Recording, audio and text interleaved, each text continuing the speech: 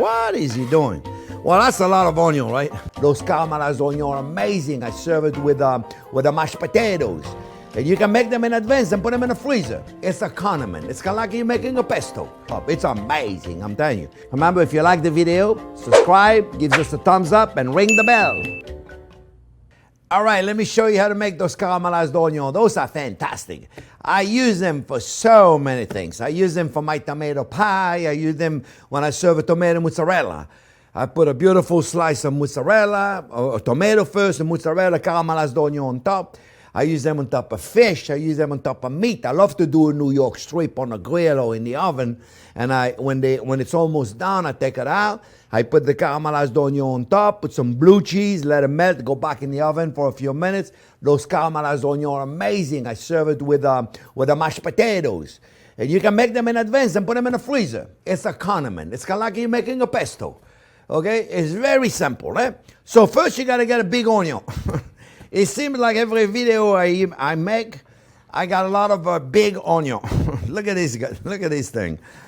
I guess we must get them from a big supply, okay? I don't know if he's big and stuff. But look, I mean, you don't see this kind of onion at the grocery store. This is my hand. Look, my hand are pretty big. Look at this. They're bigger than my hand. All right? So, but we're going to cut it a special way. That's important, so I'm going to show you. First, I'm removing the roots. I don't care what anybody say online about the root of the onion. They go, no, don't cut the root of the onion. You're going to cry. Yeah, well, guess what? I'm removing the root of the onion, okay? It makes no sense whatsoever not to cut the root of the onion. It makes no sense at all. What do you think? Like the gas then is released when you cut the onion. Do you think it's only in the root of the onion? There's a little bag of gas in there. And when you cut the onion, you're going to release that gas because you cut the root. Makes no sense whatsoever. What makes sense about not cutting the root, that has nothing to do. You know, normally I have a garbage bowl. I don't have one, so I got to put in the garbage here. But normally, what is good about not cutting the root when you're going to mince the onion is if you don't cut the roots, it stays together better. But if you cut just a little bit of it, it stays together perfect. But we're not going to go there. I have a video on how to dice an onion online already. You want to check it out, and then you'll know how to do it correctly. We want to cut them in half, that's for sure. So we cut them right now. We got to cut the onion in half. And now, normally you would cut it this way, bam, bam, bam, bam, bam. You can do that. But if I did this, bam, bam, bam, bam, bam, bam, like that, I would have very, very long strip, which makes it difficult if you are serving it. If you're making a tomato mozzarella, you got a big onion, strips. This is difficult to eat, so I cut them in half. Look, see right there, especially when you got a big one like this one. So what I do is I cut them in half, right there, right? Then I keep them together, and then all I got to do is this point, and guess what I got? Right there. Okay, so now I'm getting over here, right? And now it's a little tight, right? So what do? Look, I push this guy over there, I flip this guy down, and look. Okay? So if you notice, the piece of onion I got, the biggest piece of onion I got is this one. By the time it's cooked, it's not going to be much of an onion. So now what do I do with this? Well, I grab my scraper, because remember, folks, you do not grab the knife. You don't go grabbing the knife like this, because the knife has microscopic teeth, and you don't want to hurt them by scraping your board with them, so you don't do it this way. So you take it, and I got a pot going over there. I'm going to tell you all about it. I'm going to take my my onion right there. I'm going to put them in there. You're going to say, what is he doing? Well, that's a lot of onion, right? Yeah, because I do a lot of things with the onion, the caramelized onion. I do a lot of recipe with this. I use it all the time. Let me tell you, I'll never serve a buffalo mozzarella, a caprese salad without my caramelized onion on top. It's amazing, I'm telling you. So here's what I do. I put a pot that has a very tight cover. I put my onion in there, and I got a very, very, very low heat going. And this is going to go for an hour and a half, 2 hours. I'm going to poach the onion in their own water. In their own water. Yeah, look. I'm going to turn it off now so I don't have to worry about it, but because I told you what I did already. All you need is a pot with a cover. You got a pot with a cover. You put it on, turn it very heat, and go do something. Go do some shopping. Come back an hour and a half later, you're going to find these guys right there. Look, look. This onion are cooked. They're just not caramelized. They're just not pretty, right? But they cook and they release a lot of water. You see all that water right there? That water is liquid gold. You don't throw that water away, friends. You put it in a freezer. Next time you make a vegetable stock, you use that water. You can use it in soup. You can use it as a stock. You can use anything you want. This is sweet. You would be amazed, especially if you're using Vidalia onion, how sweet this water is. But regular onion, you'd be amazed. There's a lot of sugar in the onion. So now we got to do the caramelizing thing. They're cooked, right? They're totally cooked. Now we got to make them pretty. We got to caramelize them. So for that we have a traditional 18-year-old balsamic vinegar. If you're going to use a vinegar, folks, use a good vinegar, okay? This is traditional balsamic vinegar. It's a little sweet.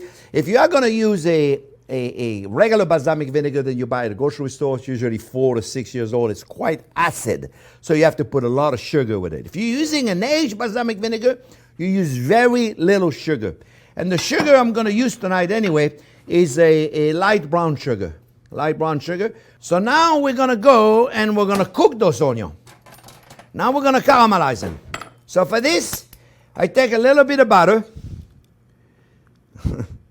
Just a little bit. You can put a lot of butter. People are always asking me, say, why do you have such a big bowl of butter? That's for emotional support. And I'm going to put a little bit of butter infused olive oil. Whoop! Just a little bit of butter infused olive oil. We're going to get this hot. All right? So far, I haven't done anything complicated, right? It's just the time that it takes to caramelize those onions. And like I said, very little heat. 1.5 to 2 hours. Melt your butter.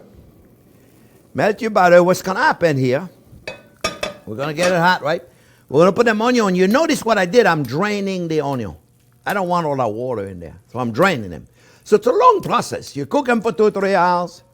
No, 2 hours. Depends how big your pot is and how big the onion is and how hot your heat is, you know. Just do it slowly until they're completely soft, right? Then you got to put them in water in the strainer like I just did, right? To drain all the water out of there. And don't throw that water away. That, like I said, that water, friends, is liquid gold. So you know what I do with it? There you go. Don't throw it away. I don't throw that water away. So now, let me explain you the trick. It's very simple, okay? Everything I do is very simple. When you take the time to explain, everybody gets it. I promise you, folks, you're going to make those onions, and you got to leave me a comment. You got to let me know after you make them. And so now when you make them, make a lot. Because you're going to put them in the freezer, okay?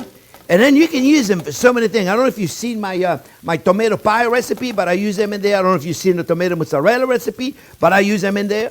There's also a fish recipe, what I put them in there, a steak recipe, or a pork chop, or a veal chop. It's a condiment. Think of this as a condiment. It's not like, oh, I'm going to make some caramelized onion for dinner tonight. No. You know, you put them on a sandwich, on a hamburger. Oh, my God. Sometimes I get excited. You go to a restaurant, and the waiter says to you, do you want raw onion or caramelized onion on your hamburger? How many of you are going to say caramelized onion? Right? Why? Because it tastes better on a cheeseburger, a caramelized onion. Oh, yeah, I'm telling you, it really is. That's why you want to make it. See how many things I just said we can use with this? I'm telling you, you can make this. So remember, it's like a pesto. It's a condiment. Okay, so look, we're going to put a salt and pepper. And I promise you, look, I've been doing this my whole life, okay? I've been a professional chef for 54 years. Well, I got onion in my hand. A little salt and pepper, right? And I'm going to cook them until they're beautiful golden brown. You're going to see what's going to happen, okay? You notice, by the way, I took a very large fry pan, right?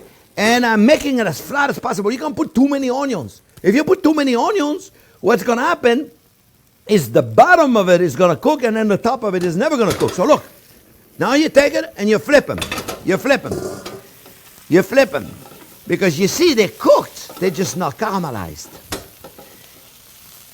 See, they cook, but they're not caramelized. When I make an onion soup, I do the other way around. I caramelize them first, then I cook them. In this case, I cook them first and I caramelize them later. You see, and this is what we're doing right now. So this is the two-step process, but trust me, it's worth it. Yeah, I want you to leave me a comment after you make them and let me know. What do you think of those? You see? Look. Now, I'm going to wait a little bit. Oh. Let me explain why I put the butter in there too. Because butter has milk. And milk protein burns at 250 degrees. But I don't know about you, but I like a little brown butter. And the brown butter gives you that nice caramelization of protein. It's really a good flavor. So a little bit lightly burned butter is fabulous. It really is. And that's what I'm doing right here. So not only do I get the color from the caramelization of the sugar in the onion, but I get the color also from the milk protein, from the butter. All right? And look. We're getting really good now. We're getting the color we want. In a minute, we're going to put the balsamic vinegar and the brown sugar. Now, let me explain you so you understand the concept. Why am I doing balsamic vinegar and brown sugar? Now, the fact that I'm using an aged balsamic vinegar, my 18-year-old balsamic vinegar, I don't need to put that much sugar. But if you were to use a very young balsamic vinegar, like a 4-year-old balsamic vinegar or a 6-year-old balsamic vinegar, you got to put sugar. It's very acid. It's called gastrique, where you balance the sweet and the sour. So the sweet is not very sugary, and the sour is not very tart. It's a perfect balance between sweet and sour. So let me tell you what's really cool about this, is you can test the sourness of the vinegar, and you can taste the sugar, the sweetness of the sugar, but none of them is overpowering. So when you eat the onion, it's not like, oh, it's sweet. You say, I can taste the sugar, but the sugar is not too much. You know what I'm saying? You see? And for those of you that are professional chefs out there, you know what I'm talking about, the gastrique. And for you that are not professional chef right there, you just learned it. Then you need to do is very important. You know, it's called powder. It's in cooking. It's creating a dimension. In cooking, it's creating dimensions of flavor. When one doesn't overpower the other, they're perfectly balanced. That's why it's called a gastrique. Live it up. You know what? In Oriental cuisine, they call it sweet and sour. In French cuisine, they call it gastrique. The French people like to complicate things. No, I'm only kidding. I don't want to pick on the French people, otherwise I know what's going to happen. And especially the Italian, otherwise my mom is not going to speak to me anymore. Here we go, folks. We are ready for the balsamic vinegar, okay? We got some nice colors. Okay, look, see? Nice, beautiful caramelization. Now we're going to put our balsamic vinegar right here. This is an 18-year-old. This is a traditional. You could put a fig balsamic vinegar in there. You could do a black cherry balsamic vinegar in there, right? And then we're going to put a little bit of light brown sugar. This is very little. My vinegar is sweet enough already, so I really don't need it to be too sweet.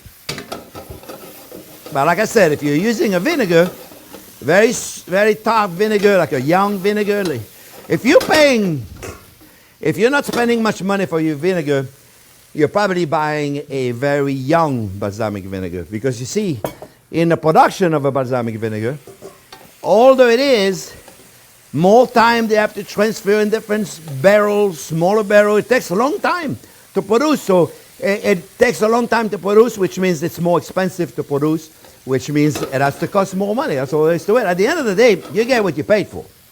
You know, you get a vinegar that is very, very smooth and a little sweeter, and it costs more money. You know, in Italy, you can buy it here, 100-year-old balsamic vinegar. It's like a syrup. It's like almost the consistency of honey. And you can put it on ice cream with black pepper. That's an experience, let me tell you. If you ever tried that. That's really good. So here we go, friends. This is a caramelized onion right there. All right? So now, what you need to do is you need to test them. You need to test them because they have to have the perfect balance. Not too sweet.